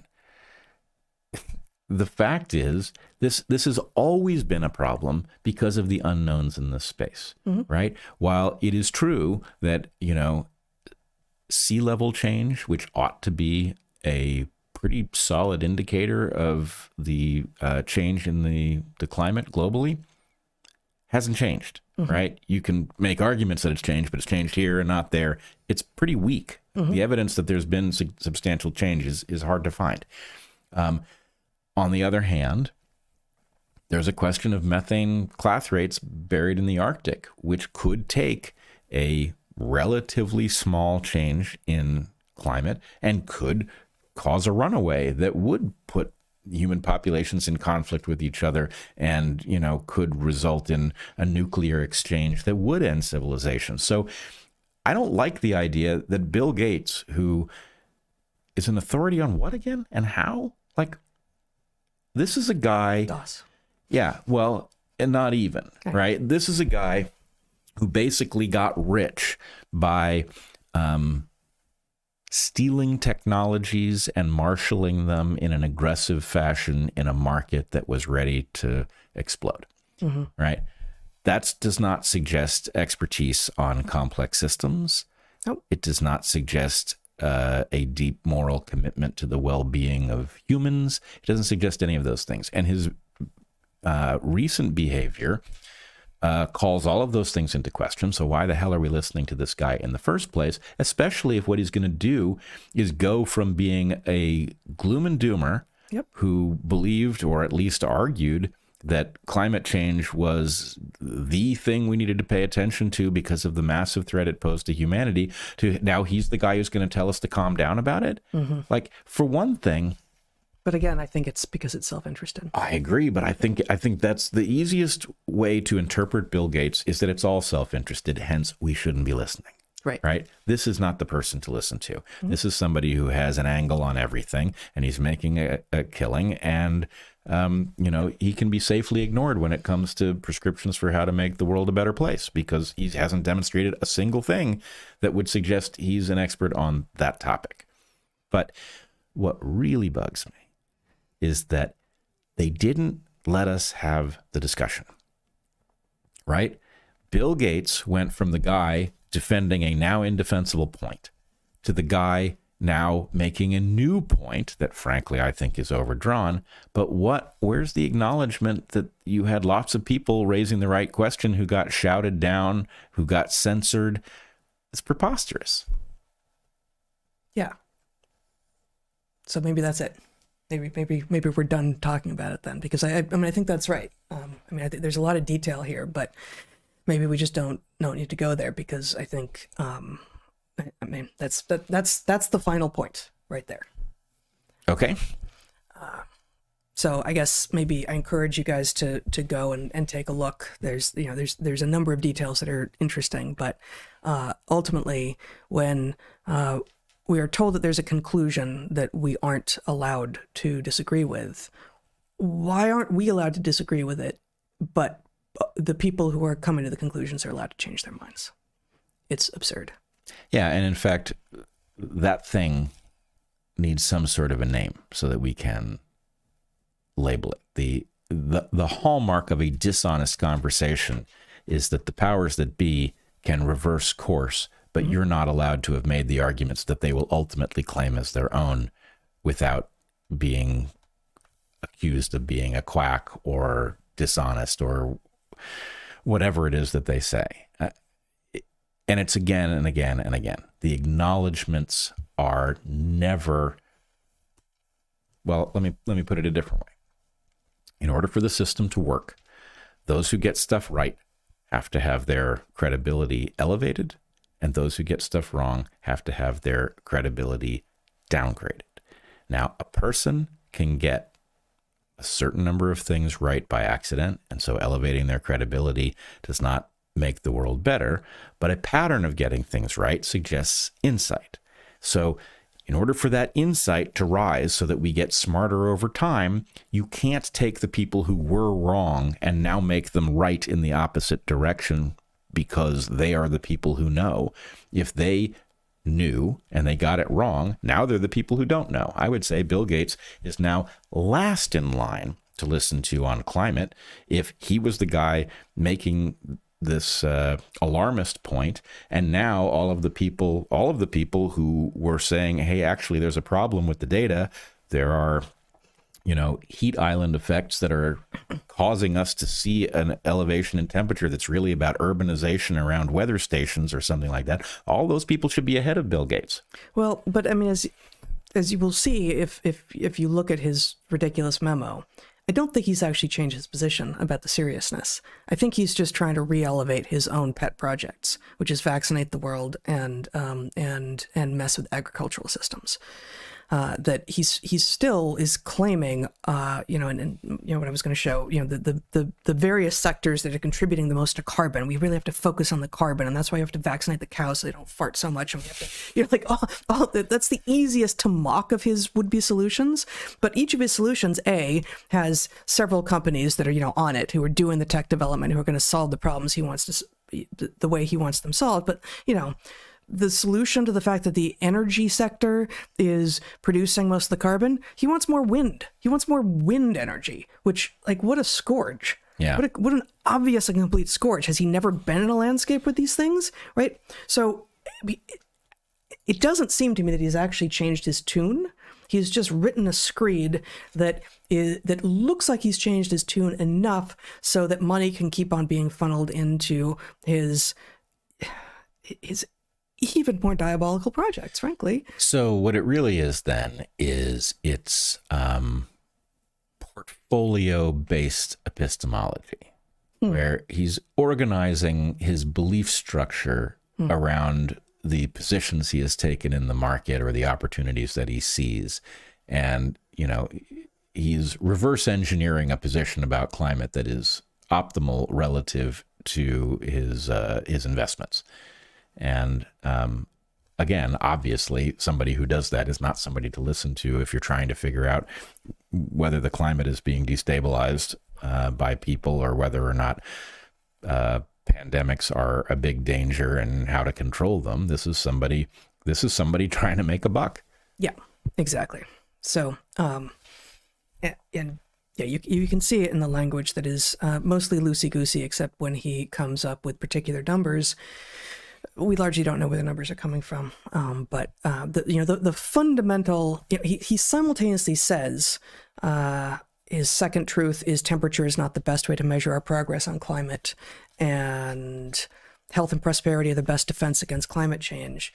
But still, his only rubric for establishing that we're making great progress on climate, and that's why we can, put it aside for a moment and focus on, messing with agriculture and health across the world, is they're all measures of carbon. It's all about carbon. So he's trying to have it always, all of the ways, and he's probably trying to do that always. And it's not compelling. It doesn't fall. It's not a good argument. It's not a good set of arguments. It doesn't, and I guess I wonder, there are a lot of people who actually, and I don't know why, because as you point out, when has he demonstrated excellent pattern recognition or problem solving or predictive capacity? Just to name three other things, than in right? business.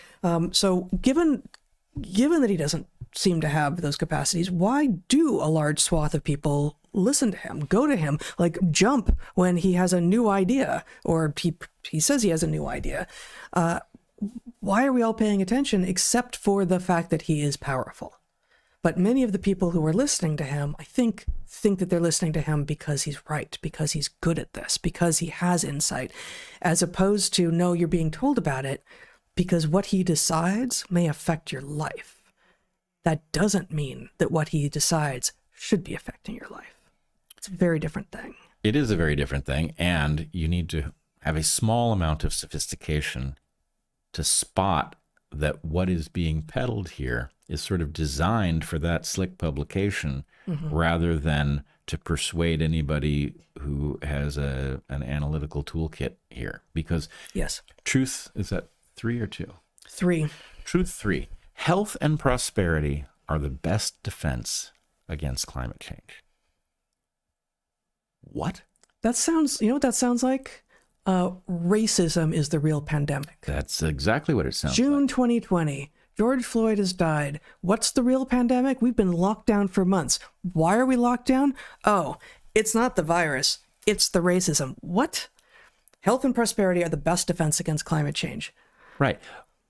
But I thought it was the carbon. The best Isn't it the defense, carbon? the best defense against climate change, where the hard-headed version of the climate change scenario involves a runaway process with the Arctic melting of frozen methane. Right. How does health and prosperity protect you against a sudden jump in the temperature of planet Earth? In fact, the starvation, I mean, look, I don't think this is likely to happen, in part because of what I have become aware of through Ben Davidson with respect to the solar cycle. I don't think the methane clathrate story is going to be the one that the climate doomers have been peddling. But to the extent that that is the story about why climate change is this very frightening thing, it's not that the globe gets warmer, it's that the globe gets warmer and that positive feedback kicks it into a loop where we have no control over it, right? Where it gets arbitrarily hot. How does health and prosperity deal with the fact of every biome on Earth suddenly being radically altered by climate change? It doesn't. So you're telling us you didn't believe the original version, and that what you're saying now sounds like a cool platitude, but it doesn't add up with any sophisticated model about climate change. It makes no logical sense. Right. It's incoherent. And the point is, what fraction of the people who see that document could explain why it's incoherent? I'm sure it's small, but, you know, those of us who can see, it's like, well, you're telling us that this is not analytical. You're making what sounds like an analytical argument. But Brett, there are graphs. It must be. That's quantitative then. Well, yes. Colorful, no doubt. Ay.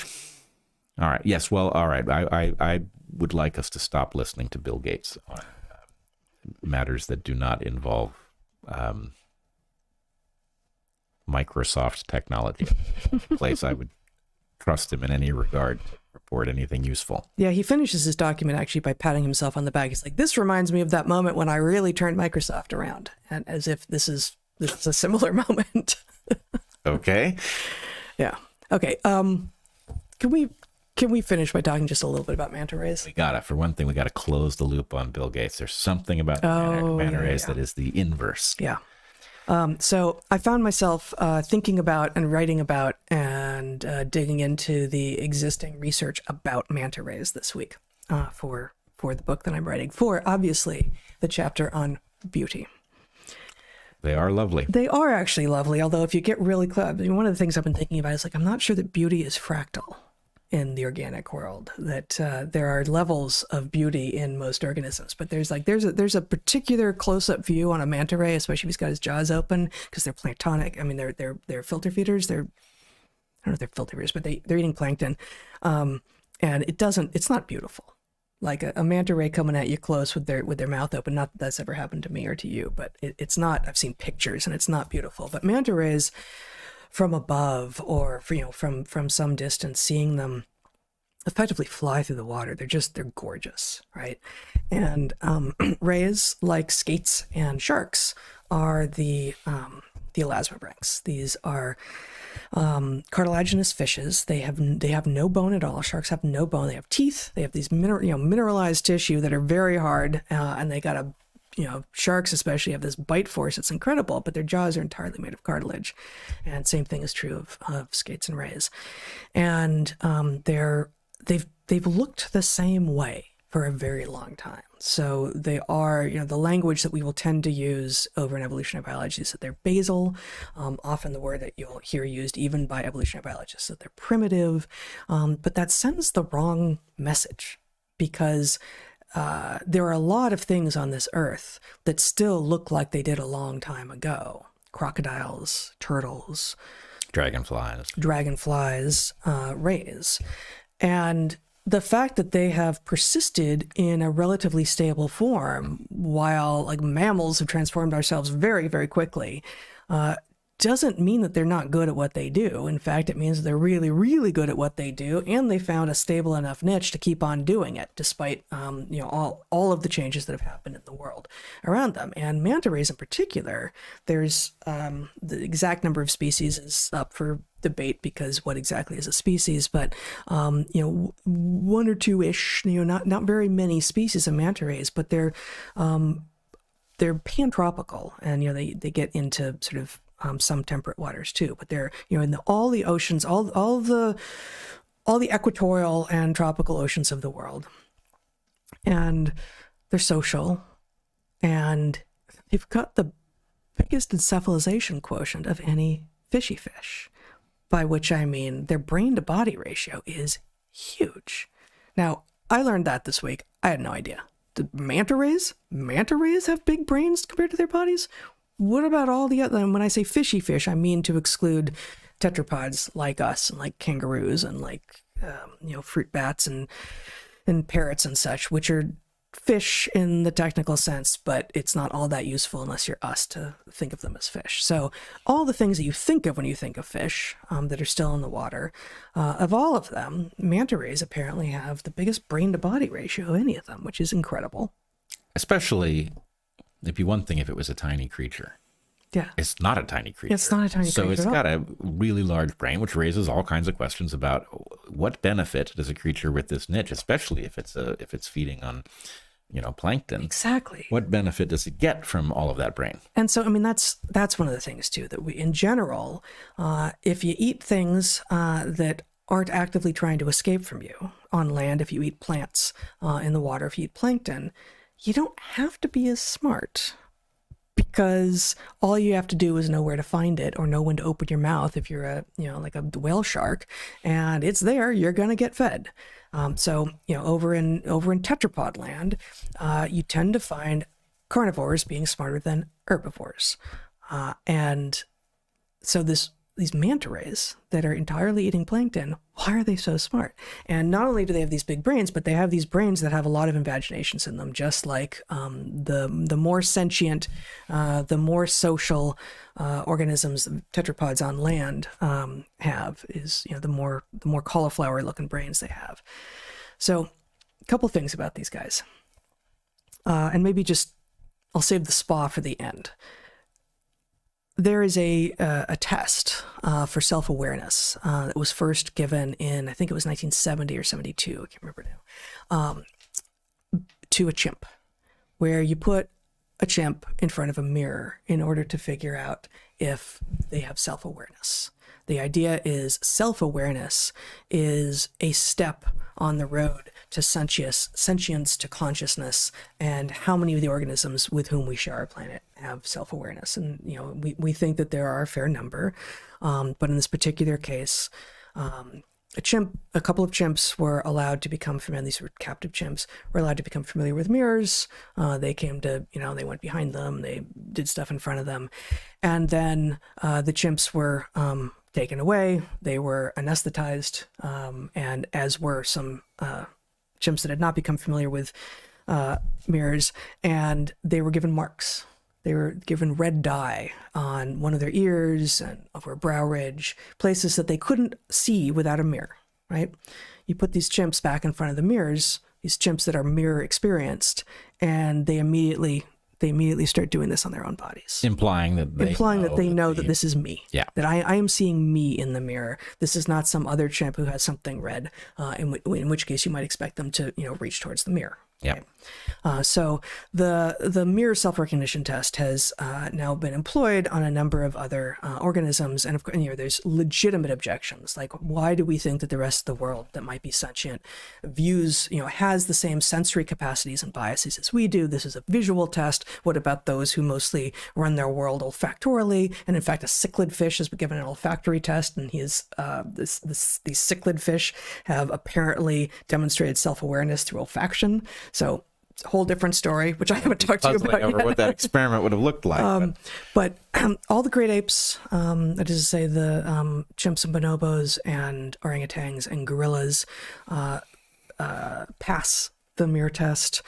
Asian elephants, bottlenose dolphins, and magpies, which are corvids, all pass the mirror recognition test. But then, like, other monkeys don't. Yeah. Rhesus macaques and langurs and such don't pass the mirror recognition test. Many public health authorities don't. Public health authorities don't. No. Pharmaceutical executives. Not clear if Bill Gates would. Yeah, right. That's exactly. That's the connection here, right? That's not why we're talking about manta rays, but that is why you wanted us to get to manta rays, so that we could point out that Just do the comparison. Bill Gates might, in fact, fail the mirror recognition test. Yeah, I think there's a fair chance that he would. Yeah. However, you put a mirror in a big tank with captive manta rays, and you give them an opportunity to explore. And we are not, in this case, taking them away and anesthetizing them and giving them marks above their brow ridge, not only because they don't have brow ridges, but that is not what is happening. But also because they don't have hands, they couldn't tell us that there's a dot over there. This is also true. So what do they do? What do they do when you give mirrors to manta rays? They spend much more time in front of the mirrors than elsewhere, and much more time in front of the mirrors than they do in that part of the tank when the mirrors aren't there. Okay, so they're clearly engaging with the mirrors. Manta rays usually, when they encounter someone else of their own species, change color. They have these white markings on them, and they change color as a sign of recognition that I'm seeing someone else. In front of a mirror, the manta rays do not change color in this way. But what they do is they'll swim at the mirror fast and sort of, and veer away at the last minute, and they will change their speed a lot, and they'll kind of circle around and swoop. And it reminded me, reading about what the manta rays do, of that scene from Duck Soup, the Marx Brothers movie, the 1930 whatever Marx Brothers movie, in which Groucho Marx and Harpo Marx are the characters that they are playing are dressed identically. Harpo is trying to evade Groucho, and I think it's Harpo runs into a mirror, breaks it, and makes a loud noise, and Groucho's character runs in, and somehow the glass is all cleaned up. That's never explained. But you have... No, aren't they walking by an open doorway? No. At least there may be another one, but the one that I've now looked at a couple times since thinking about manta rays, obviously you go to Duck Soup, is they then Groucho runs into the room where there used to be a mirror, and there is no mirror, but only Harpo knows that, and he's on the other side, and so they start mimicking. Well, Harpo starts mimicking everything that Groucho is doing, and Groucho does increasingly complicated things to see if he can trick Harpo, which he's like, is it a reflection or is it my brother, that doofus? And I need to grab him into realizing that it's not a mirror. But it seems like the manta rays are testing the mirror to see if it responds exactly as what they are doing, except in reverse. And given that the manta rays also don't change color in the way that they normally do when interacting with a different manta ray, it feels like the manta rays have, in some measure at least, passed the mirror recognition test. Yeah, I mean, I would say the fact that they don't flash the color signal that they would do for a conspecific, that's a good passage of the test. Yeah. I'm wondering, I have a hypothesis. I am struggling to think of any way you could possibly test it, but hypothesis for why they actually grok what's in the mirror. And I'm not certain about this, but there are certainly ways that you can look at the surface of the sea from beneath and see a mirror-like reflection, distorted by the undulation of the surface. And at least sometimes they're swimming quite near the surface, so they would have access to that. They're surface creatures. I mean, in fact, I think they breach the surface and launch themselves sometimes. Yes, they do sometimes. I just don't know. I haven't seen the research about like how much of the time they spend deep as opposed to the surface. But in any case, you can imagine if you were a intelligent creature who doesn't have to spend that much time thinking about your food because it's plankton, and you do spend a certain amount of time interacting with the surface and seeing a mirror-like reflection of yourself, and then you saw one in the wrong plane, underwater, be like... Yeah, I wonder, I feel like a prediction of that might be that, so a surface of the water is breachable. Right. The mirror is not breachable. Right. So I would expect them to sometimes touch it with their rays or with their pectoral fins, or even with their cephalic fins, which are these, they open their mouths and they use these projections that are cephalic fins to help funnel plankton into their mouths.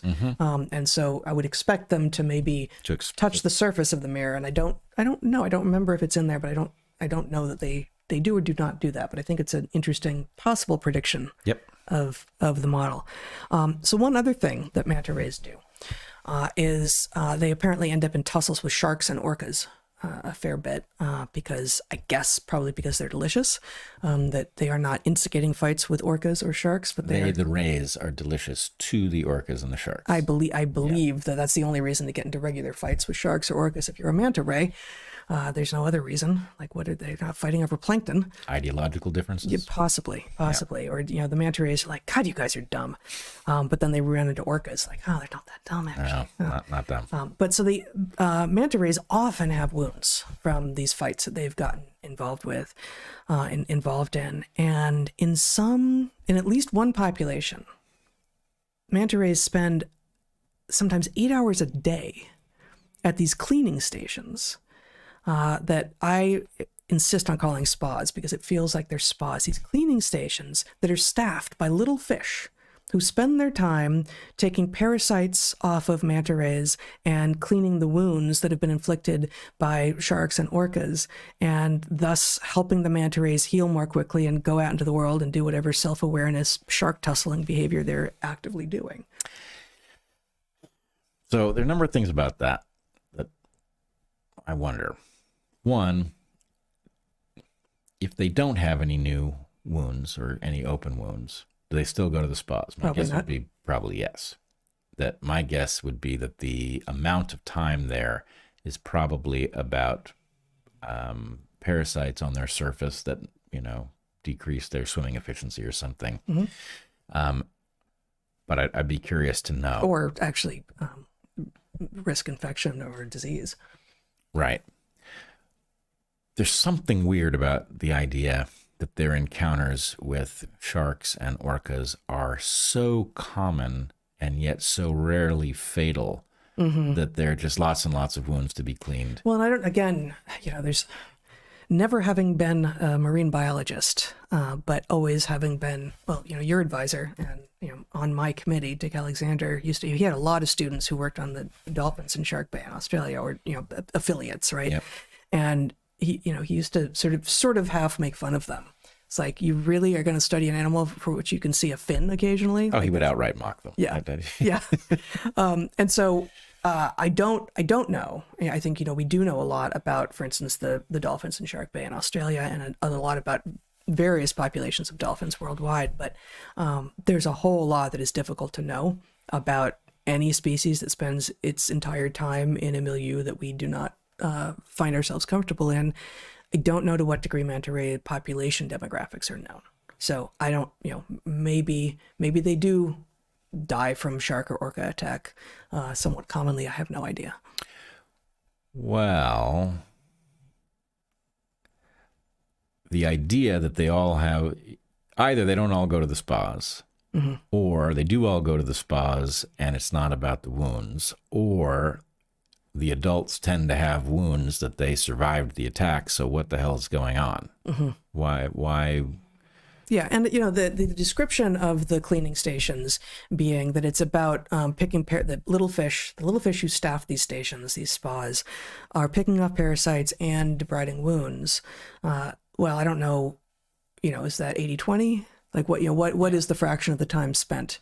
And is it, when a wound is present, do the little fish go after those first, because you also get, it's more tissue, it's more nutritive. Yeah. But they will do whatever work needs to be done if it benefits them, even though it will benefit them less if they're just, decrusting a manta ray as opposed to cleaning out its wounds. Yeah. The surprising thing, or one of the several surprising things, maybe obvious in retrospect, but the idea that there would be an agreed upon location, right? That if you're a manta ray in need of cleaning services, it makes sense, rather than haphazardly swim around and wait for these fish, for there to be a place that you go. And it's obviously in the interest of the fish to go to the place where the manta rays show up reliably. Yeah. And they're at or near reefs where the fish can then, be secluded and safe when they're not actively in the act of cleaning manta rays. Yeah. And it'd be cool to know where one of these places were, where you could just go and wait for the manta rays to show up. Yeah. That'd be awesome. It would. So that obviously, other than the question of whether or not Bill Gates would pass the mirror recognition test, as well as a manta ray can, there's really no connection. But that's what I've been thinking about for the last couple of days. That's cool. Manta rays. So I had no idea to even wonder about the intelligence of manta rays, because them being rays, I wouldn't have put the odds of them being intelligent at worth worrying about. Yep. So cool. That I they agree. are. And just, God, what an amazing planet we live on. Yeah. That there's so much diversity of life, of intelligence, even, that two people who are actively thinking about this for decades can still be surprised by learning about the remarkable intelligence of something that we have actually seen in the wild. Amazing. Yeah. Love it. Is amazing. Amazing. Yeah. It is a lovely planet. Finest in the district. Yes. Yes. Indeed. Indeed. Too bad about that highway they're putting in. What are you going to do? Space bypass. Yes. That. Yeah. All right. Well, I guess I want to recommend to people again to go check out your conversation with Ron Johnson, Senator Ron Johnson, on the Inside Rail, which just came out on Sunday. We've got cool Q&As on locals, including a 3-hour one that we just did this last Sunday as well. And we're going to be off next week, but we'll be back in 2 weeks. And until then, be good to the ones you love, eat good food, and get outside. Be well, everyone.